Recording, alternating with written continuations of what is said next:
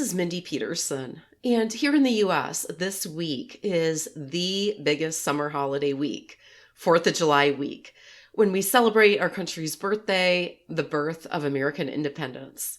And I am on vacation at my family's annual reunion in Michigan. In honor of this week's celebration, today's episode is a 4th of July rerun from a few years ago, an evergreen episode on the Star Spangled Banner.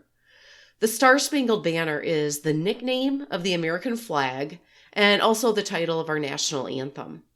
For my U.S. listeners, enhance your Independence Day celebrations and conversations with this background on how our national song came to be and what makes it unique among national anthems around the world.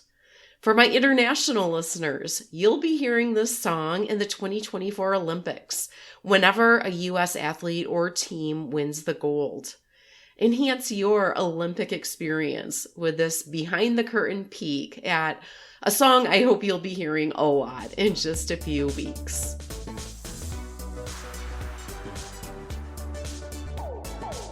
I'm Mindy Peterson, and this is Enhance Life with Music, a holistic look at the power of music in our everyday lives. Today is June 29, and here in the U.S. we will be celebrating Independence Day, 4th of July this weekend. So today we're going to take a look at our national anthem, which will be played at many events this week.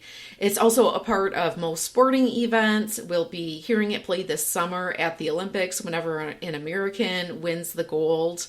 But how much does the average American know about our song and how it came to be? Joining me today from Washington, D.C. is author and history consultant Tim Grove. Tim holds a graduate degree in history and an undergraduate degree in journalism. His career has included positions at the Smithsonian's National Portrait Gallery, the National Air and Space Museum, and the National Museum of American History, which is home to the Star Spangled Banner. Tim writes history nonfiction, and his most recent book is Star Spangled, the story of a flag, a battle, and the American anthem. Welcome to Enhance Life with Music, Tim. Thank you, Mindy. It's good to be here. Tim, there's this entertaining collection of videos called People on the Street videos, where random people are asked questions about history or politics, like, what does Congress do? Tell us in your own words what you think Congress does. And it's interesting, sometimes painful, to listen to what a random sampling of people know or don't know about some of these topics. I'm guessing it's especially painful for someone like you to listen to, who's a historian and lives in Washington, D.C. Yes. If there was a People on the Street video about our national anthem, what do you think are some of the most commonly known facts about the Star Spangled Banner's backstory? How it came to be? What are some of the basic facts that most Americans do know? I would say it's pretty limited. I would say most Americans could probably link a man named Francis Scott Key with our national anthem. They know that he wrote it. Mm-hmm. They might not have the correct war. They might not know a battle was going on. They might not know, I'm sure they don't know, who sewed the flag, because so many people think it was Betsy Ross. So not a lot, I would say. And when you say the flag, you're talking about the flag that was flying when Francis Scott Key saw it and wrote the words to the... Correct. It gets a little confusing because it's a song and a flag. And the flag still exists in the collection of the Smithsonian. So it's owned by the American people. Well, let's start with the words. What's your guess on the percentage of Americans who know all the words to, the first stanza that we sing as our national anthem? I would like to think that most do, but I think I would be wrong. So I would probably say between 15 and 40% of Americans know the words. Okay.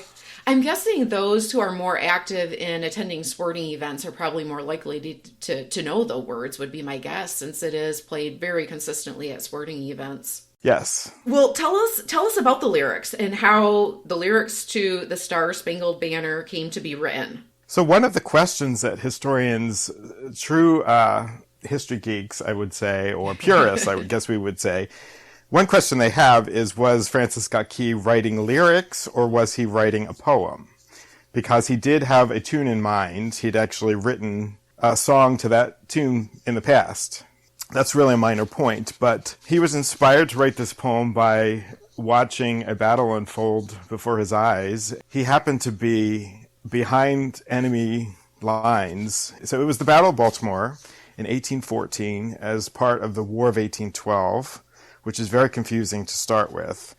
But the British were attacking Baltimore, and Fort McHenry was the main defensive structure in Baltimore's harbor. And so there was a major naval bombardment of the fort, and that's what Key was watching. The reason he was where he was is that shortly before this event, the British had attacked Washington, D.C. Key lived in Georgetown, which was just outside of Washington, D.C. at the time. As those events unfolded, the British had captured someone who Key knew, a friend of the family. His name was Dr. William Beans.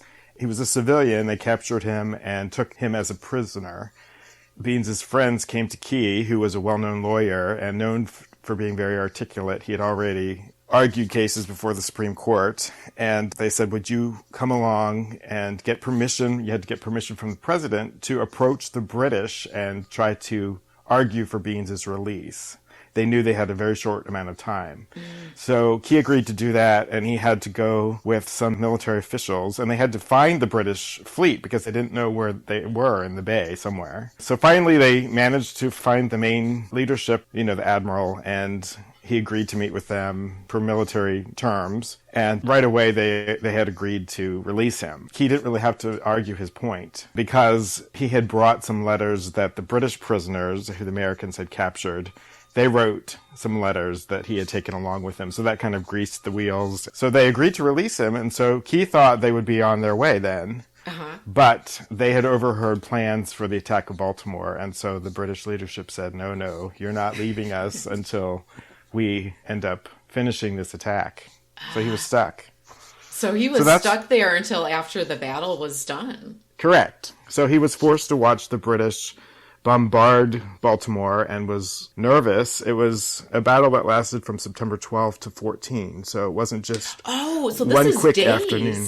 Correct. Oh, correct. Wow. Well, I did not picture this lasting a couple days. Is there a lot of confusion surrounding where Key was and why he had this close-up view? And the reason I ask is one impetus for this episode is last year, 4th of July, I got an email from my state senator saying it was celebrating the 4th of July and saying, X number of years ago, Francis Scott Key woke up as a prisoner of war of the British and woke up to see the U.S. flag flying. And I won't name my senator because I don't want to embarrass him, but I remember reading that email thinking, oh my goodness, why have I not heard this story? And so I looked it up, and he wasn't a prisoner of war. No, but is there some confusion about that story of where he was and why? Well, historians have tried to pinpoint exactly where he was. I mean, he was on the water, and so where was he exactly? He would have been behind the ships that were firing the bombs. They have a pretty reasonable guess as to where he was. Have you heard that before? Some people saying that he was a prisoner of war when he... No, I haven't. Okay. No. So... I mean, he was a prisoner. He couldn't leave, so... Well, I guess technically maybe you could say he was a prisoner of war. Well, so he wrote the lyrics as has this up close look at the action of this battle over the course of a couple days, wrote the words at the end of the battle, and it was originally written as a poem. So actually he just started scribbling on an envelope that was in his pocket. So he really didn't write the whole poem, which is 4 stanzas. It's not only one that we sing. But he just started that when he saw the flag. Seeing the flag, that it was still an American flag, and the British didn't take the fort at the beginning of the morning, that's what was the moment of inspiration for him. He remained a prisoner about a day more, or 2 days, and then he was freed. And then he went to a hotel in Baltimore, and that night he started writing the 4 stanzas. He couldn't get it out of his head. He just, he was an inspired poet at that point. Tell us about the music that the poem was set to and how that match was made between the lyrics and the music. So the tune is called To Anacreon in Heaven. And one misconception is some people think it was a bar song. And that's really not quite accurate. The Anacreontic Society was a gentleman's club in London. And the tune originated in about 1775. It was written by a man who was organist and a soloist at Gloucester Cathedral in England. And if you go there, I just happened to be there about 2 years ago and was surprised to see an American flag in the cathedral. And I thought, oh, it must be a World War II memorial or something. But no, it was a memorial to John Stafford Smith, who was from that congregation who wrote the tune to the American national anthem. Oh, interesting. Anyway, so the Anacreontic Society was a gentleman's club in London. It was named for the 6th century Greek poet Anacreon. And they met in the Strand, and their meetings often included a concert by some of the best performers in London.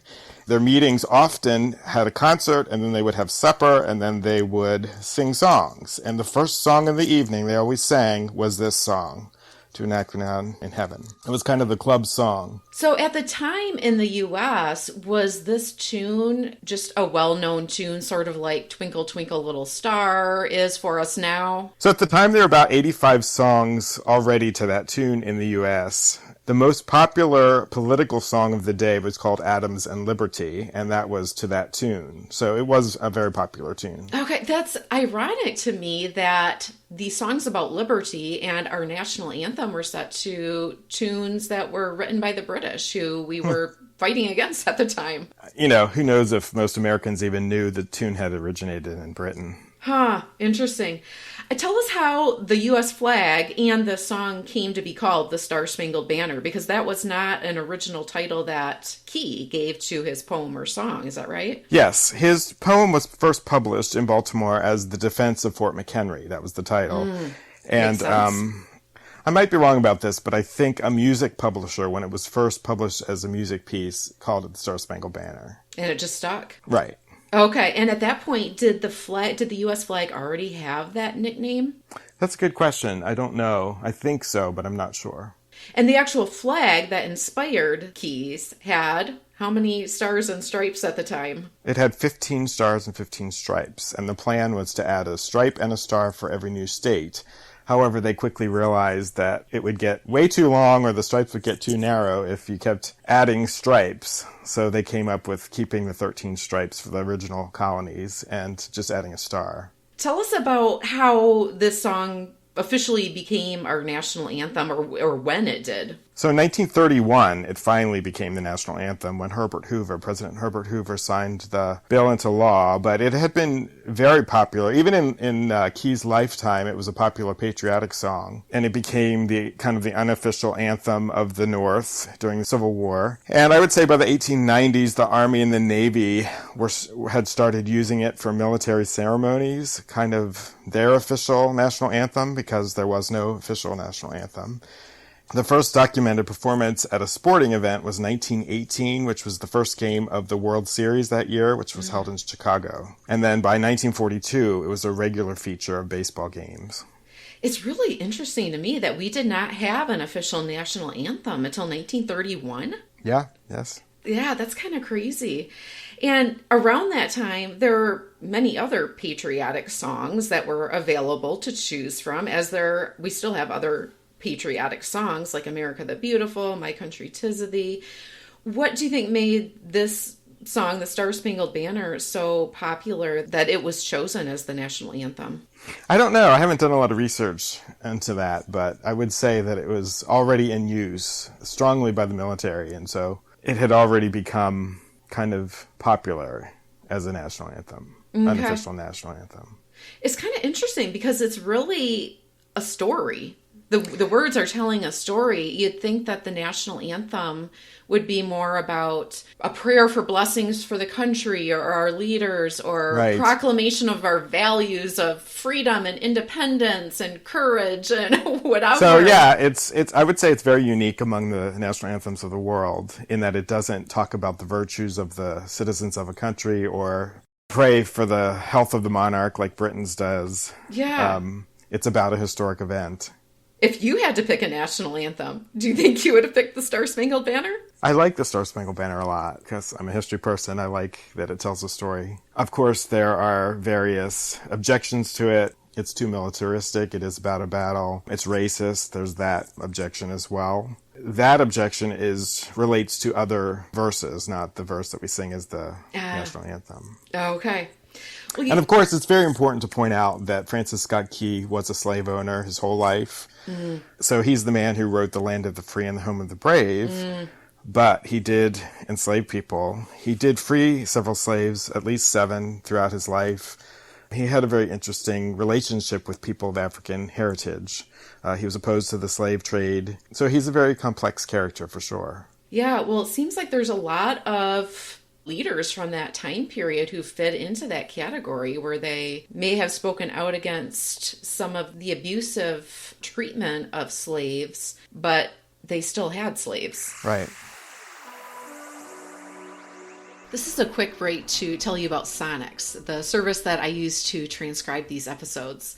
Sonics is an artificial intelligence transcription service that automatically converts audio and video files to text, and it can translate to over 40 languages.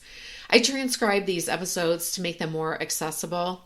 I tried multiple services and chose to stick with Sonics because of their accuracy, affordability, and because their site is just so easy to use. That's a big plus for me to not need to spend a bunch of time figuring out one more platform. While I love podcasts, I do tend to be a very visual learner. I figure other people probably are too, and having that written form of your work just makes it more versatile. Sonics transcripts make the most of your hard work and can increase traffic to your site. Sonics is spelled Sonix. You can check them out with a free trial plus an extra 100 minutes of free transcription by using the link sonix.ai/invite/enhancedlife100. There's a link in the show notes. Again, it's spelled Sonix, and that link is sonix.ai/invite/enhancedlife100 for a free trial and an extra 100 minutes of free transcription. Well, you said that the Star Spangled Banner was first played in a sporting event in 1918. When did it and how did it become a regular fixture at sporting events, being played before sporting events? I don't know that. Okay.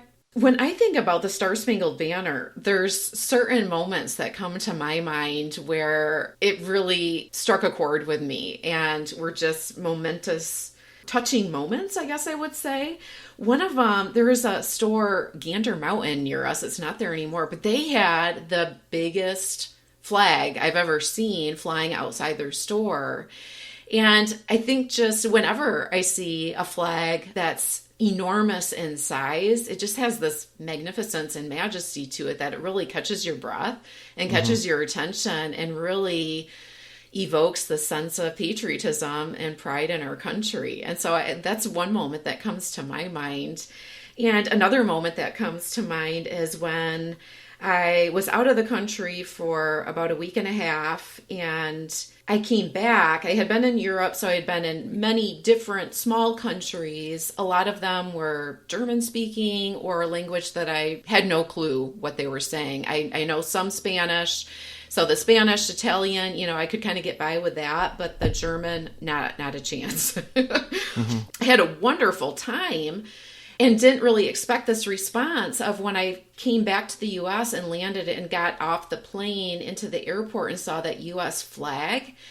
I really had this sort of emotional response, like, I'm home. And it was the first time I remember having like this feeling of affection for what they call American soil. It's like, you hear that term and I don't really think that much of it, but when I got off that plane, I remember thinking, I'm back on American soil. And it just had that feeling of resonance for me and a touching moment. Can you think of any moments that you can relate to where you experienced that when you saw the U.S. flag, saw the Star Spangled Banner? Well, I was very fortunate to work, like you mentioned, at the National Museum of American History. And while I was there, the Star Spangled Banner was undergoing a huge multi-million-dollar conservation project to protect it for the future. I was fortunate to get to go up very close to it within about a foot of it, so I could see how threadbare it truly is. But the power of the object is just truly, truly incredible. I should say that most Americans don't realize how big the original flag was, and it was 30 by 42 feet. So that's about a quarter the size of a modern basketball court. That is big. And when you say the original flag, you're talking about the one that inspired Francis Scott Key, the one that was flying during that battle. Correct. And the other thing I should point out is that the woman who sewed the flag, her name is Mary Pickersgill, and her home is actually a historic site that you can visit in Baltimore. It's preserved. And she was commissioned the year before in 1813 to sew 2 flags for Fort McHenry. The one I mentioned, was the garrison flag, and there was also a smaller one called the storm flag, which would be flown in poor weather. Well, one thing that I will have to admit I learned when I was preparing for this interview is, if you would have asked me one of those people on the street questions about the battle that inspired Francis Scott Key to write this song, I would have guessed it was during the Revolutionary War. And so I have to admit, I forgot that it was the War of 1812. And interesting that it actually happened in 1814. So I hope that that's one thing that I remember from this conversation is the war that inspired our national anthem. Are there any other particularly interesting Star Spangled Banner trivia pieces that listeners may be interested in knowing, or that you would like people to know? Well, it's fun to know that the stars were about a foot from tip to tip. The stripes were about a foot tall as well. So that was a lot of material that Mary Pickersgill had to come up with. And a war was going on, so it was not that easy to get the material. Ah, good point. The most interesting thing that I learned, I would say, during this what I tried to do with the book is to provide a broader context for the story, which most people don't know. And so I tried to include women's history. Mary Pickersgill was a 19th century American businesswoman, very savvy businesswoman. I also tried to include African American history. And one story that I did not know before I started research for the book was the Colonial Marines. The Colonial Marines were a group of former slaves that were recruited by the British to fight for the British. So they actually trained at a base on an island in the Chesapeake Bay that the British occupied called Tangier Island. And they were involved in several battles during the Chesapeake campaign. They were involved with the attack on Washington. They were also involved in the Battle of Baltimore. So that's a very interesting story. Yeah, I love that you included that context in your book. I will definitely have a link in the show notes to your book. Tell us real quick about your next book. Is that due out next spring? Yes, it's due out next spring, and I'm staying with the military history theme. I'm going to tell the story of the Siege of Yorktown, which of course was the last major battle in the American Revolution. And the angle that I'm taking is I'm including a character that it's a story that most people don't know, and he was an enslaved man who was a spy for General Lafayette, Marquis de Lafayette, mostly during Yorktown. And so his story hasn't really been told much before. And so there's not a lot of primary source materials, but I found enough that I could include him as one of the major characters in the book. It's a fascinating story. It sounds like it. He ended up actually taking Lafayette's name when he became free, when he earned his freedom. He took the surname Lafayette, so his name's James Lafayette. Oh, fascinating. Well, thank you so much, Tim, for giving us all this backstory information on our national anthem. I know I will have a lot more context and appreciation for what I'm singing and hearing the next time I sing or hear our national anthem. And it's great to have this context with our Independence Day, 4th of July holiday this week. Yes, you're welcome. I ask all my guests to close out our conversation with a musical ending, a coda, by sharing a song or story about a moment that music enhanced your life. Do you have a song or a story that you can share with us in closing today? Well, I've lived in Washington, D.C. for a long time, and one of the wonderful things about the area is 4th of July and the millions of people that flock here. I have fond memories of going to the concert, the 4th of July concert on the West Lawn of the U.S. Capitol, done by the National Symphony, choirs, and they always bring in guest singers. well-known performers from around the country in different genres of music. And there's always a different version of the Star Spangled Banner. And it's fun to see each year what that performer's take on the national anthem is. Oh, I bet. Any performers that especially stand out in your memory? One was gospel singer Sandy Patty, who actually Sure. She became famous when a recording of her singing the Star Spangled Banner was played on national television at the end of the Statue of Liberty anniversary weekend. Oh, so what year was that? I can't remember. But that shot her to fame because people were so impressed with her version of the Star Spangled Banner. So that must have been, what, like the 80s? I think it was, yeah. Reagan was president, so I think it was, my guess would be 1986 or 7. But that version is so interesting because she goes very high. She's known for going very high in her singing. And it has a bridge of other music, more contemporary words in the middle of it. So it's just interesting.